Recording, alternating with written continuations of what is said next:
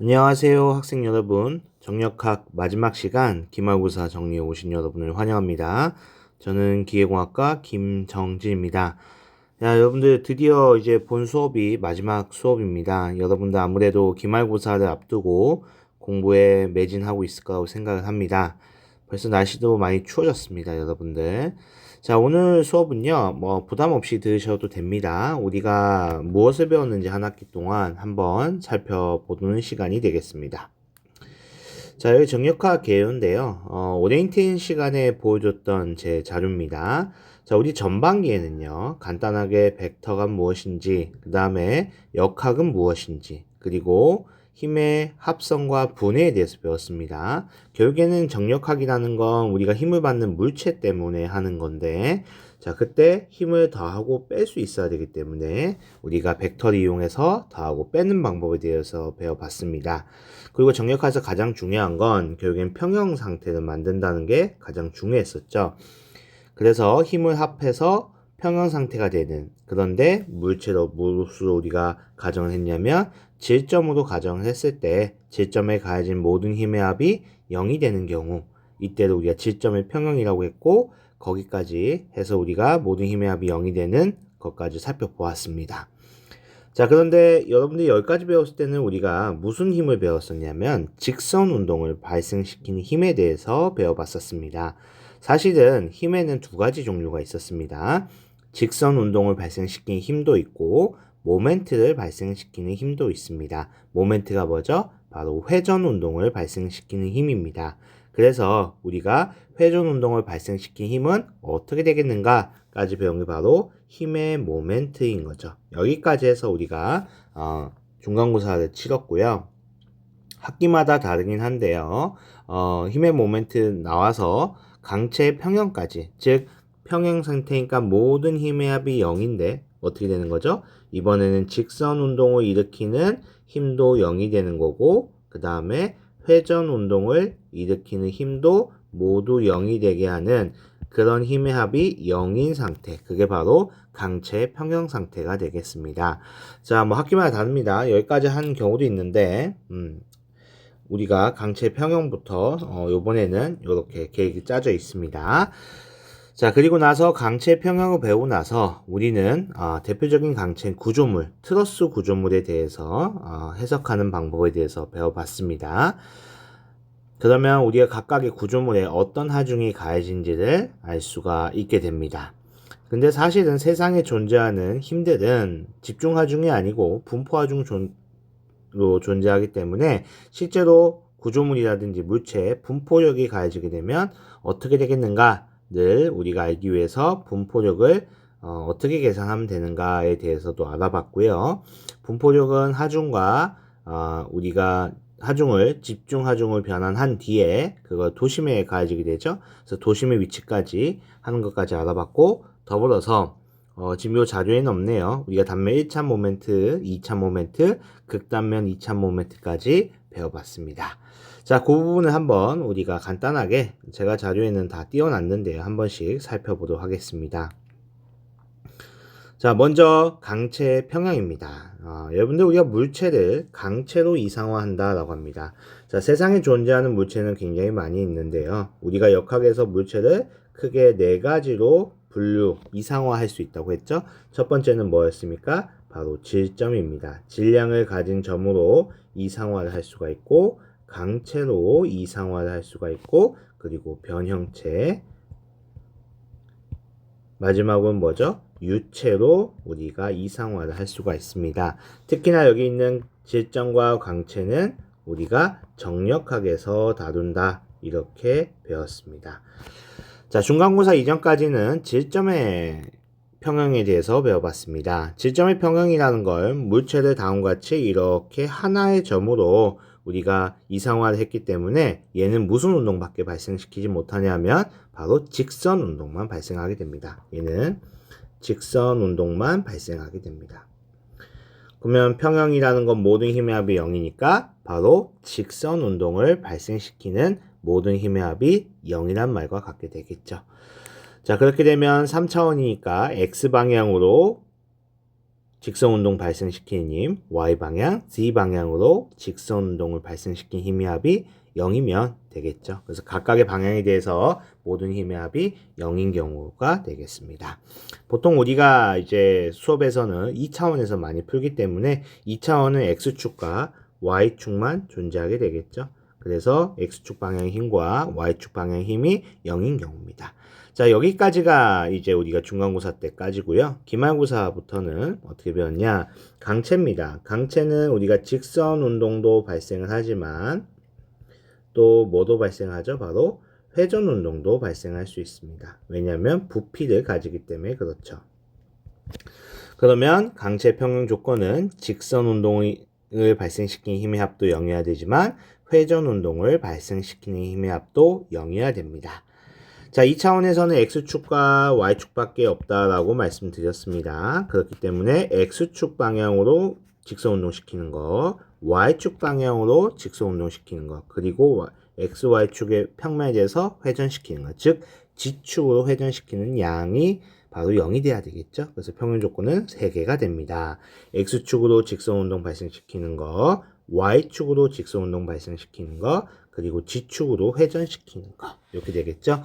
자, 그런데 실제 3차원에서는 어떻게 되죠? 3차원에서는 x, y, z가 있다고 하면 x축 직선 운동, y축 직선 운동, g축 직선 운동, x축으로 회전하는 거, y축으로 회전하는 거, g축으로 회전하는 거 총 6개의 힘들, 즉 직선 운동 3개, 그리고 회전 운동 3개, 총 6개의 평형 조건이 나오게 됩니다. 자, 여기까지가 우리가 강체 평형 조건이었습니다. 자, 근데 이거를 우리가 문제에서는 어떻게 풀었었냐? 자, 강체가 평형 상태이기 위해서 나머지 미지의 힘을 구하라. 이런 것들을 많이 배우게 되는데요. 그러면 도대체 강체에는 어떤 힘이 가해지고 있을까? 그거를 알아보고 하는 거죠. 자, 강체에 대해서 우리가 어떤 힘이 가해지고 있는지를 나타내는 그림이 바로 자유물체도였죠. 그래서 이렇게 생긴 강체에 도대체 어떤 힘이 가해지고 있어 라고 보려면 이렇게 외부에서 들어오는 힘도 봐야 되겠지만 이렇게 숨어있는 힘과 이런 힘들도 봐야 되겠죠. 자, 이런 힘을 우리가 어떻게 본다고 했어요? 첫 번째로는 외부에 보이는 힘을 그대로 그린다. 이게 첫 번째였죠. 두 번째는 뭐였습니까? 만약에 중력을 무시하지 못한다면, 다시 말하면 질량을 무시할 수 없다면 우리는 중력을 표기를 해줘야 됩니다. 그 다음에 세 번째, 학생들이 가장 많이 어려워하는 거였죠? 바로 뭐죠? 반력입니다. 반력을 우리가 찾아내면 되는 거죠. 자, 반력은 어떻게, 우리가 어디에 반력이 항상 존재하죠? 어디에? 구속이 있는 곳에 뭐가 있다? 반력이 있다. 이렇게 쓸 수 있겠죠. 자, 그래서 그 그림이 이런 거겠죠. 지금 여기 보면 이제 핀 지점인데요. 핀 지점에는 얘는 회전은 자유롭지만 x축, y축으로 이동이 안 되겠죠. 그래서 x축, y축에 대한 반력이 존재하고요. 자, 여기는 롤러 지점입니다. 롤러 같은 경우에는 x축으로도 자유롭고 회전도 자유로운데 이 y축으로는 못 움직이겠죠. 그래서 y방향에 대한 반력이 존재할 거고, 고정 지점 같은 경우에는 뭐 회전도 안 되고 x축, y축 모두 다 이동이 안 되겠죠.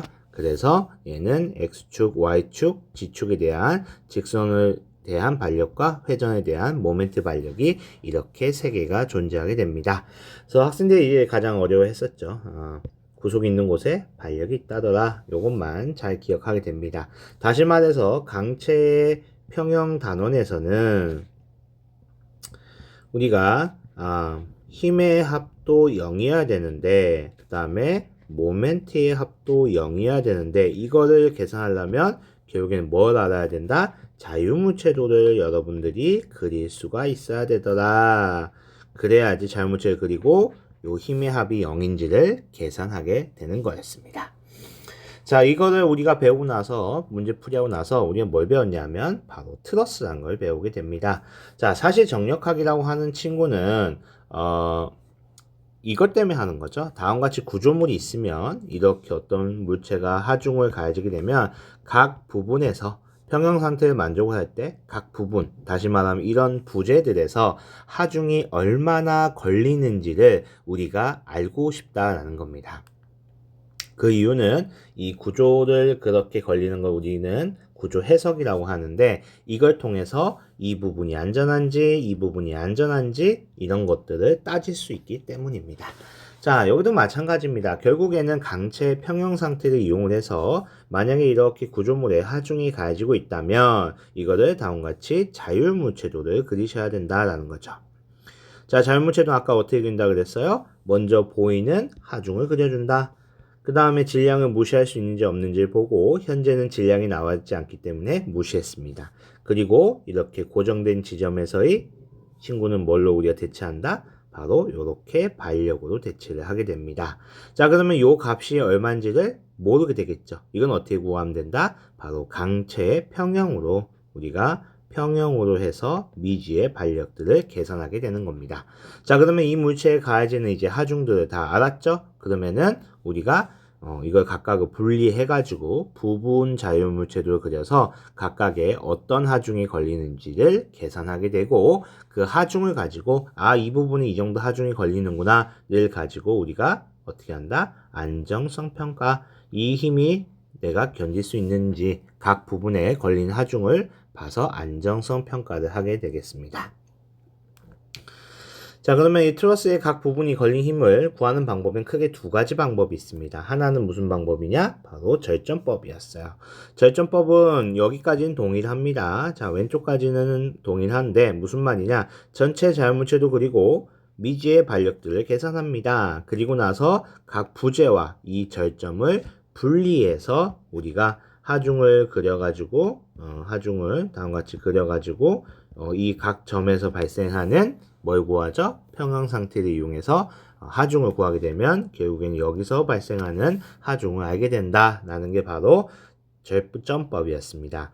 절전법의 장점은 우리가 모든 부분에 대한 하중을 한꺼번에 구할 수 있다라는 장점이 있지만, 그만큼 많은 부분들을 고려를 해야 되기 때문에 시간이 많이 걸리고 시간 많이 걸리고 계산이 복잡하다는 그런 단점이 있었죠. 자, 그래서 나온 게 바로 무슨 방법이죠? 바로 단면법입니다. 단면법은 내가 알고 싶은 부분만 알고 싶은 부분에 대한 하중만 구할 수 있는 방법이죠. 다음과 같이 그 단면법을 이용하기 위해서는 말 그대로 알고 싶은 부분을 우리가 어떻게 해야 되죠? 절단을 해야 되겠죠. 절단을 하는데 거기에 바로 핵심이 하나 있죠. 몇 개 이하가 돼야 되죠. 바로 3개 이하가 되도록 해야 됩니다. 그 이유는 우리가 2차원에서는 X방향의 모든 힘의 합이 Y0이고 Y방향의 모든 힘의 합이 0이고 모멘트 합이 0입니다. 즉 우리가 방정식이 3개밖에 없기 때문에 최대 몇 개, 미지수는 몇 개밖에 못 풀어요? 미지수는 3개밖에 풀지 못합니다. 그렇기 때문에 이게 여기 하중이 얼마 걸려? 그게 결국에는 미지수인 거죠. 미지수가 3개밖에 안 되기 때문에 이 절단은 항상 반드시 3개가 지나가도록 한 다음에, 그래서 쪼갠 다음에 이쪽 부분이 평형 상태를 만족하는지 또는 이쪽 부분이 평형 상태를 만족하기 위해서 각 값은 얼마가 돼야 되는지를 계산하면 되겠죠. 이게 바로 단면법이었습니다. 단면법 같은 경우 또는 절전법 같은 경우에는 우리가 트러스를 해석하는 데 있어서 굉장히 이제 중요한 부분이었고요. 자, 이 친구들 같은 경우는 제가 얼마나 중요하면 여러분들 수업 시간에 퀴즈도 2번이나 봤었습니다. 그렇기 때문에 반드시 푸실 수 있어야 되고요. 제가 뭐 강의 자료에 문제풀이 영상도 있고, 또 여러분들 이제 제가 이제 여러분들 과제하라고 내준 자료도 있었기 때문에 그 친구들을 많이 반복적으로 푸셔가지고 하게 된다면 앞에 있는 요 지금 사실은 여기 강체의 평형 요거는 자동적으로 학습이 되는 거죠. 이거를 결국에는 할 줄 알아야 우리가 뭘 풀 수 있으니까 트러스를 풀 수 있기 때문에 트러스만 열심히 풀다 보면 이거는 자동적으로 된다, 이렇게 생각하시면 되겠습니다. 자, 이 트러스를 배우고 나서 뭘 배웠죠? 바로 분포력이라는 걸 배웠습니다. 자, 하중은 실제로 뭐 지금 트러스 뭐 이런 거 지금 계산할 때 우리가 이렇게 트러스가 생기면 계산할 때 하중이 이런 식으로 집중 하중이 가해지게 됩니다. 근데 제가 서두에서 말했지만 세상의 하중은 집중 하중이라는 건 없어요. 그럼 집중 하중은 왜 계산하냐? 이게 이제 계산이 편리하기 때문에 그래요. 계산이 편리하기 때문에 우리가 사용합니다. 근데 세상의 하중은 다 뭐다? 분포하중이다. 이게 세상에 존재하는 하중이죠. 세상의 하중이죠. 그러니 그러면 세상에 존재하는 하중은 분포하중이니까 계산을 쉽게 하려고 우리는 집중하중을 어떻게 해줘야 되죠? 바로 변환을 해줘야 됩니다. 그래서 분포하중하고 집중하중하고 결국에는 계산을 좀 편리하기 위해서 집중하중을 바꾸게 된다면 문제 쉽게 풀 수 있게 되는 거죠. 자, 그래서 이제 분포하중은 이렇게 만약에 왼쪽처럼 주어진다라고 가정을 하면 이걸 어떻게 집중하중으로 바꾸냐? 두 가지 방법이 있었죠. 두 가지 절차가 있습니다. 미안합니다. 절차가 있었죠. 첫 번째, 분포하중이 이렇게 가해지고 있습니다. 그러면은 가해지고 있는 이 친구의 도형의 뭘 구하라? 면적을 구하라. 그게 결국엔 집중하중의 뭐가 된다? 크기가 된다라고 했습니다. 자, 그래서 지금 수식은 굉장히 복잡해 보이지만 실제로 뭘 구하는 것 같다? 바로 그 면적을 구하는 것 같다. 이 면적이 결국에는 집중하중의 크기더라. 자, 이렇게 됐습니다. 자, 그럼 집중하중 크기는 알게 됐어요. FR이라고. 그럼 어디다 이제 우리가 가해져야 되냐라는 거죠. 그건 어디다 가해지면 된다? 이 도형의 중심. 그거 우리가 뭐죠? 도심. 이게 바로 도형의 중심이었죠. 도형의 중심에 우리가 하중을 가해지게 된다면 그게 바로 분포력을 집중하중으로 변환한 것과 동일한 효과를 내더라 라는 거죠. 자, 사실 이거 뒤에서 한 번 더 했지만 이건 뭐죠? 요만큼 뒤에 있는 우리가 뭐죠? 면적이죠. 면적. 그럼 요건 뭐죠? 면적까지의 거리죠. 거리 곱하기 면적. 이거 뭡니까? 이거 단면이 발생시키는 거리 곱한 거. 이거 단면 1차 모멘트죠. 뒤에서 한번 다시 얘기해 주겠습니다. 단면 1차 모멘트를 면적으로 나누게 되면 그게 바로 도심까지의 거리가 됩니다. 자, 그래서 우리가 뭐 이걸 가지고 결국에는 이제 여러분들이 이거 면적 구하는 건 쉽잖아요. 면적 구하는 건 뭐 적분을 이용하셔도 되고 아니면 여러분들이 그냥 이거 뭐 알고 있는 도형의 뭐 합으로 구하셔도 되고 이거는 뭐 여러분들 면적 구하는 건 크게 어렵지 않다라고 생각이 됩니다. 다만 이 도심의 위치를 구하는 게 조금 어려웠던 거죠. 특히나 다음과 같이 우리가 모양이 복잡한 친구의 도심의 위치는 도대체 어떻게 구할 것인가 를 우리가 알고 싶은 거죠. 그럴 때는 자, 요 친구의 내가 도심의 위치를 알고 있고 요 친구의 내가 도심의 위치를 알고 있고 자, 요 친구 세 덩어리의 도심의 위치를 알고 있다면 결국에는 이 큰 덩어리의 도심의 위치는 각각의 도심의 위치가 발생시키는 도심의 위치와 질량이 발생시키는 모멘트들의 합이랑 결국엔 이 큰 덩어리가 발생시키는 도심의 위치가 같아야 된다. 맞잖아요. 얘가 이렇게 회전시키는 거, 얘가 이렇게 회전시키는 거, 얘가 이렇게 회전시키는 거. 이 세 개를 더한 거나 결국엔 이 커다란 친구가 돌리는 양하고 결국에는 같아야 된다라는 거죠. 그 얘기입니다. 그걸 이용해서 우리가 요걸 구하는 거죠. 그래서 x바는 요거 다 합친 거, 요거 지금 수식을 쓰게 되면 m하고 x바가 지금 중복이잖아요. 그러니까 중복되니까 i라고 써준 거예요. 그 다음 여기도 마찬가지로 m이 중복이 되니까 이렇게 해서 시그마 자 i는 1부터 뭐 3까지 해라 라는 거죠. 그럼 요 밑에 시속이 써지는 거고 요 i는 1부터 뭐 3까지 해라 라고 하면은 m1 곱하기 x1 더하기 i가 2일 때 m2 x2 더하기 i가 3일 때 m3 x3 더한 거 이렇게 되게 되겠죠. 자, 이걸 나눠주면 요 값이 나오게 되는 거죠. 근데 꼭 회전은 x축으로만 하나요? 아니죠. 우리 회전은 3차원에서 어떻게 되죠? x축으로 회전하고 y축으로 회전하고 g축으로 회전하기 때문에 그래서 x축의 도심의 위치의 x축 좌표계, 도심의 위치의 y축 좌표계, 도심의 위치의 g 좌표계가 계산이 되게 되는 거죠. 그래서 이게 최종적으로 우리가 복합제의 질량 중심이다 하는 거죠. 자, 이건 뭐 계산할 때 실제로 우리가 표를 그려서 했었습니다. 뭐 A 하고요, X바 하고요, Y바 하고요. 그다음에 A의 X바, 그다음에 Y바 이렇게 계산해가지고 우리 했었죠. 기억하시겠죠?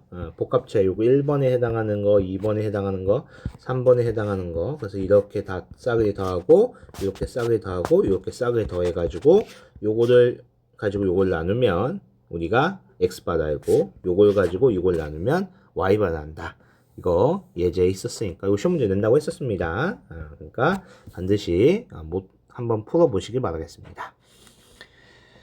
자, 그리고 이제 수업의 마지막 시간에 배운 게 바로 단면 1차 모멘트하고 2차 모멘트였습니다. 자, 정리를 해보자면, 자, 우리가 힘의 모멘트, 아까 이게 제가 이거 뭐라 그랬죠? 뭘 발생시킨다고? 회전 운동을 발생시키는 힘이라 그랬어요. 회전 운동을 발생시키는 힘이라 그랬습니다. 그렇죠? 그래서 힘의 모멘트 정의 힘 곱하기 거리였어요. 그런데 우리가 지금 여기서 배우는 건 단면 1차 모멘트잖아요. 그럼 뭐가 그 모멘트를 발생시킨다는 거? 힘이 아니고 단면이 발생시킨다라는 겁니다.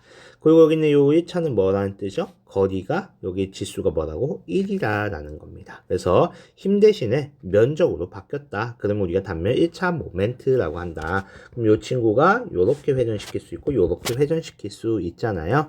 그래서 x만큼 거리가 떨어진 이 면적이 요렇게 y축 기점을 돌리는 그 양, 그게 바로 단면 1차 모멘트고, 이건 이제 y축에 대해서 회전이 되니까 qy라고 쓴다. 네, 헷갈리면 안 된다 그랬습니다. 자, 면적이 있고요. 면적에서부터 요 y축 기점을 한 거리니까 x가 곱해지는 거죠. 자, 마찬가지로 이 면적이 지금 여기 x축에 대해서 회전시킨 양은 요게 기점이니까 요 거리는 y로 표현되죠. 그래서 y 곱하기 dA. 근데 면적이 여기 하나만 있나요? 아니죠. 여기도 있고 여기도 있고 여기도 있고 얘가 이렇게 회전시키는 양, 얘가 이렇게 회전시키는 양, 또 얘가 이렇게 회전시키는 양 다 있겠죠. 그러니까 싸그리 다 어떻게 해라? 더해라 라는 거죠. 그 값이 결국에는 단면 1차 모멘트다 라는 겁니다. 근데 앞에서 했죠. 우리 요렇게 조그만한 친구들이 돌리는 그 양들을 다 합친 거는 이 전체가 돌리는 양과 어떻게 해야 돼요? 같아야 되겠죠? 그래서 이렇게 쓴 겁니다. 전체 면적이 돌리는 도심의 양, 전체 면적이 돌리는 도심의 양하고 같아야 되더라 라는 거죠. 이걸 가지고 우리는 뭘 할 수 있어요? 도심의 위치를 계산할 수 있다는 겁니다. 그래서 정리하면, 자, 단면 1차 모멘트는 결국에는 면적하고 거리를 곱한 거니까, 맞죠? 자, 이 거리는 아까 뭐였어? 축으로부터 거리잖아. 기준 축으로부터. 다시. 자, 이 축으로부터 거리잖아요. 축으로부터 거리. 자, 그렇기 때문에 거리가 커지면 당연히 이 단면 1차 모멘트 어떻게 돼요? 커지겠죠. 맞죠? 그래서 면적이 얼마나 멀리 떨어져 있는가를 나타내게 됩니다. 축에 가만히 있다. 축에 이렇게 대칭이다. 이렇게 되면 어떻게 돼요?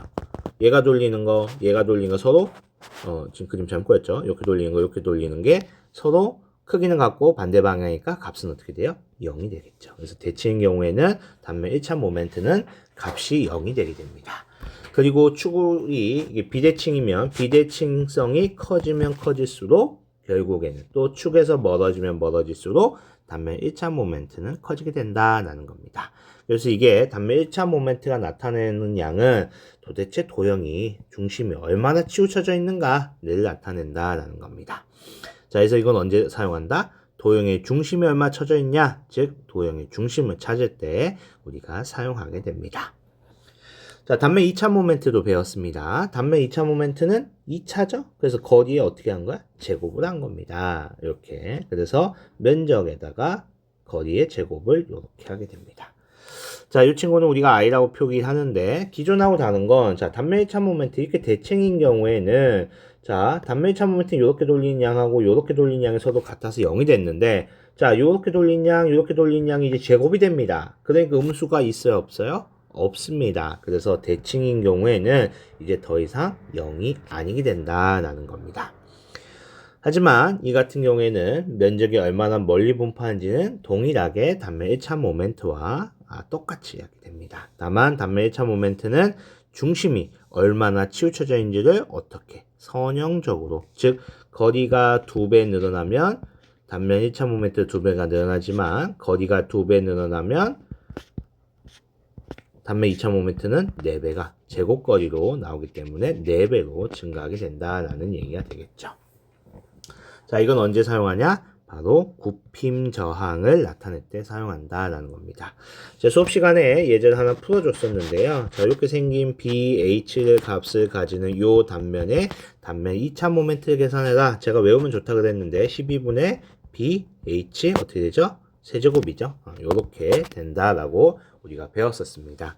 자, 그러면 제가 똑같은 면적을 가지는 요런 친구가 있다고 하고 똑같은 면적을 가진 요런 친구가 있을 때 위에서 힘을 주게 되면 얘는 이런 식으로 굽어질 거고 얘도 뭐 이런 식으로 굽어지는데 누가 더 잘 굽어지죠? 왼쪽이 더 잘 굽어지죠. 왜? H가 훨씬 더 작잖아요. 오른쪽에 비해서. 아무리 B가 크더라도 H는 어떻게 되죠? 세제곱이기 때문에 이게 훨씬 더 작게 느껴지기 때문에 굽힘의 저항을 잘 못한다라는 겁니다. 즉 단면 2차 모멘트가 크다는 건 굽힘을 잘 저항을 한다라는 말과 동일한 말이 되겠죠. 그래서 그걸 나타내는 값이었다. 이렇게 배웠습니다. 자, 이걸 가지고 이제 우리가 뭘 배웠냐? 극단면 2차 모멘트를 배웠어요.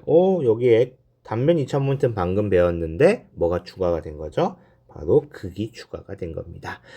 자, 어떻게 되냐? 단면 2차 모멘트는 우리가 X축에 대해서 돌리는 거, Y축에 대해서 돌리는 거 따로따로 있었습니다. 그래서 기준 축에 대해서 돌렸다면 극은 뭐냐? 폴이란 뜻이죠. 폴이란 뜻입니다. 폴, 남극, 북극 할 때 그 폴입니다. 자, 그래서 이 극은 사실상 점을 얘기해요. 점. 그러면은 뭐에 대한 거? 기준점에 대한 우리가 모멘트를 구하면 된다. 근데 2차니까 어떻게 되겠어요? 거리의 제곱이다 라는 겁니다. 자, 그럼 어떤 면적이 이렇게 있는데 점에서부터의 거리로 회전시킨 양이잖아요. 맞죠? 점에서부터 거리니까 자, 요게 2차니까 R이 거리가 제곱이 되겠죠. 그 다음에 면적. 이게 면적이고 여기가 거리의 제곱이죠. 근데 이 거리는 어디서부터 점이 거리라고요? 기준 축으로부터 거리가 아니고 어디서부터? 점에서부터 거리다라는 겁니다. 그래서 이거 이제 풀게 되면 자, 여기 r제곱 피타고라 정리 위해서 자, 밑변 x, 높이 y. 그러면 r제곱은 뭐랑 같아요? x제곱 더하기 y제곱. 그거 이렇게 표기한 거고요. 얘는 이제 분리가 되겠죠? 그래서 x제곱 dA, y제곱 dA. 근데 이걸 봤더니 이게 뭐예요? 단면하고 이게 거리죠. 거리의 제곱 어디까지? y축까지 거리 제곱. 얘는 어디까지? x축까지의 거리 제곱. 결국엔 기준축에 대한 각각의 거리적 곱하기 단면이니까 이건 뭐죠? 단면 2차 모멘트들의 합이구나.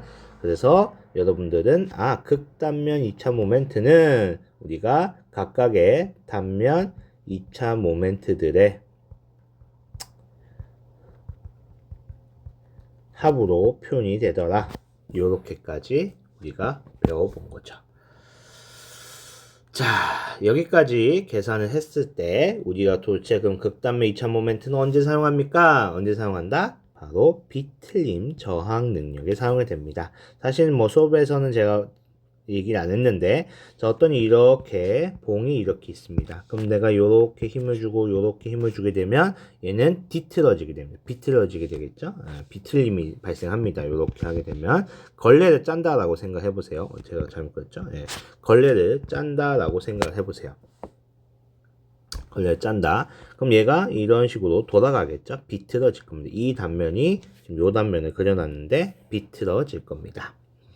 자, 이때 얼마나 잘 안 비틀어지는가 이 점에 대해서 얘네들이 이렇게 이제 이동을 하는 거잖아요. 어떤 기준점에 대해서 이동을 하는 거기 때문에 얼마나 잘 이동하지 않는가, 즉 비틀림을 얼마나 잘 저항하는가를 나타내게 되게 됩니다. 그래서 단면이 커지면 커질수록 2차 모멘트도 커지게 됩니다. 잘 생각해 보세요. 이렇게 얇은 친구를 돌리기가 쉬울까요? 두꺼운 친구 돌리기가 쉬울까요? 당연히 얇은 친구가 훨씬 더 잘 비틀어지겠죠.